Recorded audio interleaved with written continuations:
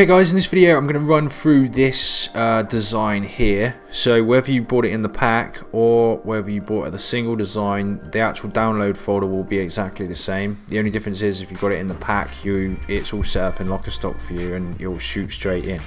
So I just want to explain a few things about it because it's a tricky design.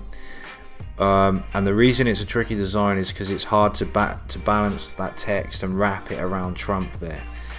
I know because I've made several different variations of this design and it's a real swine to do every time. But what I did is in this folder here, PSD different versions, I put the other versions in that we tried along the way. So if you want to use them, you can. Yeah, this is the personalization part, this dad part. And Trump did go up to the top here. But of course the problem is, what if they type in a longer name? Then you need some more area here, but of course it looks a bit funny because if they type in a shorter name, you just got an empty space. So I decided against that one. This one here, we moved it around to put the personalization at the top, so you've got the full width. That one would work, and that one would work completely automated. So what I'm going to do in a minute is show you how I set up the other one that I rolled with in Lockerstock. So if you are setting it up in Lockerstock, you can apply what I show you to this one here, and you can automate that. But you would also have to make your own mock-ups, by the way.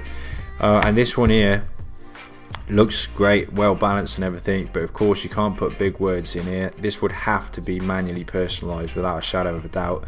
And I'll show you in a separate video how to do manually personalized stuff as well and organize it and stuff like that. So you've got those there if you want to use them. Okay, now outside of that folder, these two here, the light and dark version, are the ones that I rolled with and went with. So this is what all the mock-ups are made with. So you've already got the mock-ups here, and I'm going to show you this one, setting this up in Lockerstock, and just a few little pointers about using Lockerstock and the way I would advise you to set it up. You've got fonts in here, so if you need if you're on Mac, you can double click these. If you're on Windows, right click and you'll get an option here to install font. I'm not sure exactly what that is, but you can do that. Then you've got the art PNGs, you've got the ones with no personalization. So these essentially are just the design saved as a PNG, and it's got a blank area where the personalization goes, and that's for using to load up in Lockerstock or wherever you're loading these up, if you're loading them up. And like I say, remember, if you've had the Lockerstock push, then there's no setup for you to do at all. So, and with personalization, these are just the ones. These are the ones that you want to use for making mock-ups. But remember, make the mock-ups for the one that you've got installed in Lockerstock. So, and all the mock-ups I made are for this one here, which is design number 3. So with that said, let's have a quick look in Lockerstock and see if we can't make a product which could be as automated as humanly possible. I'm going to do a black one. You can set your prices here if you want to, and you can, if you want to have offered whatever sizes you want to offer, you can there. Let's continue to the product details. Here you can add your product title and description. I'm just going to skip past that because I should be deleting this one after. So here, this here, upload completed product image. This is for if you want to upload the finished mock-up as this image here. Now we can't use that for manually personalized. Okay, so if you're familiar with that, don't use that for manually personalized. You've got to roll with this one. Okay, so first thing, upload the artwork image, and we want the one. This is the one with no personalization that goes on dark. So we'll just let that upload for a minute.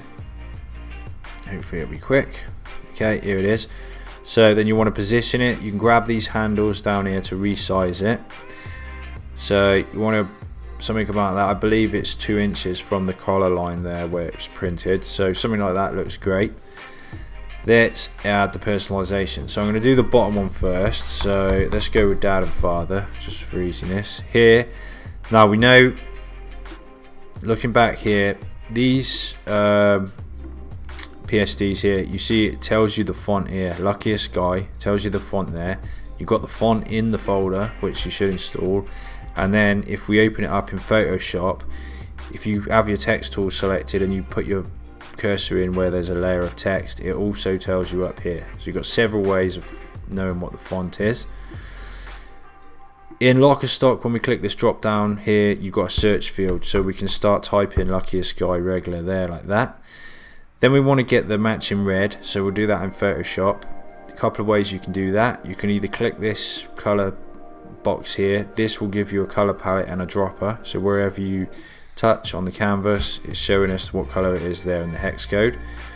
We want the red here, so I'm going to copy this, hit OK. And the other way is if you've got the text tool selected and you put your cursor in the text layer, this one up here tells you what color that text layer is, so you can copy that. Okay, so you've got a couple of ways there of getting the color. We can copy and paste that color in here like this, and then this one I'm going to left justify. I'm going to adjust the size and position. I'm going to go 25. Now I'll tell you now, sometimes it glitches in Lockerstock when we adjust the height here. So let's hope that it hasn't. Okay, now what will happen if it glitches, and it's usually the second time if you go and change the size again, you won't be able to grab this around. Sometimes it unglitches itself, sometimes you have to just delete it and start again. So just be aware if that happens. So what I'm going to do, I'm just going to zoom in using 2 fingers on my trackpad. If you're on Chrome, you can come up here and use this zoom thing here, and other browsers will have a similar feature. So what I'm going to do is bring this in. It's left justified, so it'll always line up with the text here, and it won't go past the end over here as well, because we don't want it flying over Trump. Okay, so, and that could do going up a little bit. Okay, so then I'm going to add another one. Oops, I'm going to click add row here. I'm going to go dad. I'm going to use the search here. I'm going to paste in what I already had there. This time we're going to go for center, and this time we're going to have a much bigger font. Let's go 45. Oh, I thought it had locked me out there. So in most cases, when you're doing these personalized layers, you will want to stretch it out as wide as the design there, and have it centered so that they've got plenty of space to type in a long word. Okay, you don't want it tight up like this, and if they type in a long word, what will happen is the text will, as the word gets longer, the font size will get smaller and smaller. So if they put a long word in and your container is quite small, it's going to screw up your personalization, and if you've got it set to auto fulfill, they will just get printed and shoot out. So you want to have this as wide as you can like that. Once you're happy with that, hit save and finish. Now here is the recommendation that I highly recommend. You click edit personalization options and you set this to not auto fulfill. Now you can come back in here and rechange this to auto fulfill at any moment, but for now keep it on, don't auto fulfill. And what will happen, I haven't got an example, but what will happen is when you get an order, and if I do come across any time where I get an example, even if it's a different design, I'll record it so you can see what happens. But it's dead easy. What will happen is you'll have a notification at the top of your Lockerstock account. It will say something like you have personalization fields that need fixing. You can click that, takes you into the design. Then there's another button there that says edit personalization or something like that. It's really obvious and clear. You click that and then you type in the word yourself that the customer had submitted to you. So you punch it in and then you can see what it's like. Now do that for the first little while. If everything looks like it's flowing super easy, come back and set it to autofulfill, and then it's completely hands off for you to do anything. Okay, but I highly recommend you do not autofulfill it at first. It's painful. If you sell a whole load of things and they're wrong and you have to pay for it, it's really horrible. I've done it before and it's just not very nice. So have that set to autofill. These placeholders here, this is what they'll see.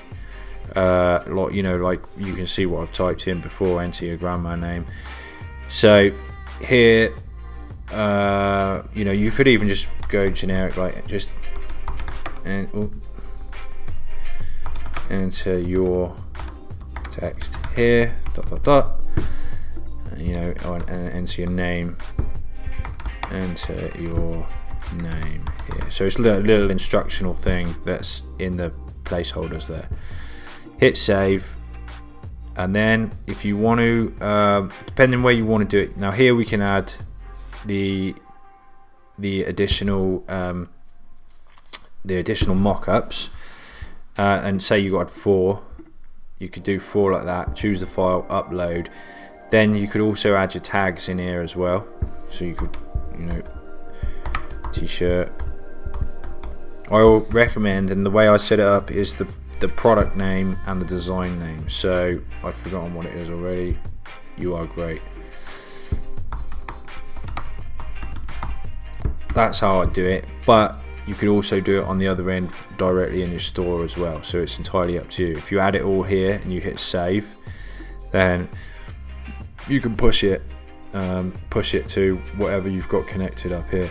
Okay, so like I say, you can apply that to pretty much any personalized design in Locker Stock, but the main and most fundamental advice I can give you is do not let it auto fulfill, because at least at first, until you know how it's working and how it's actually handling things, because you'll be surprised people will type what people will type in, and like I say, the last thing you want to do is have a load of stuff printed that you have to pay for that is basically just rubbish.